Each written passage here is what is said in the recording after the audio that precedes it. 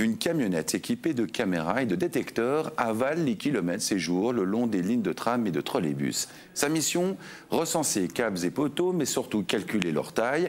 Objectif, compléter le cadastre en 3D de l'État de Genève. Un bureau de géomètre mandaté effectue ses relevés topographiques. Reportage Nicolas Grangier. Peut-être avez-vous croisé ce drôle d'engin, une camionnette estampillée TPG équipée sur son toit de caméras et détecteurs. Ce qu'elle traque, tous ces câbles électriques, poteaux, feux de signalisation qui parsèment les rues. En cheminant sur des kilomètres le long des lignes de tram et trolleybus, elle effectue des mesures qui permettront par logiciel de représenter le mobilier urbain en 3 dimensions.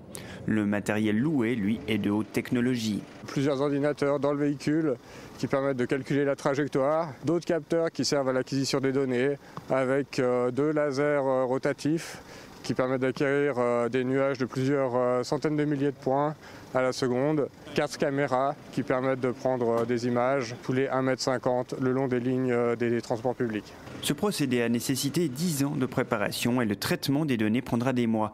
Mais la capture des informations est rapide et précise. Il permet d'acquérir les données très rapidement. Donc là, on réduit la durée sur le terrain et c'est après au bureau où on a grosso modo 9 à 12 mois de traitement derrière. Ce relevé servira déjà au TPG pour faciliter l'aménagement et la maintenance de ces réseaux.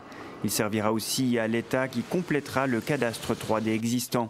À la base de cette opération d'envergure, le service de la mensuration officielle. Une bonne connaissance du domaine public nous permet d'avoir une meilleure gestion de ces espaces et puis anticiper les problèmes de demain, de la ville de demain. Les TPG ont l'intention, l'année prochaine, justement de saisir toutes leurs informations de ces lignes de contact pour avoir une connaissance complète. Les dimensions du mobilier urbain n'auront bientôt plus de secret, à en croire les images traitées sur informatique. Mais pourquoi faire des relevés en plein hiver avec ces conditions climatiques aléatoires? La végétation est en habit d'hiver actuellement, donc il n'y a plus de feuilles.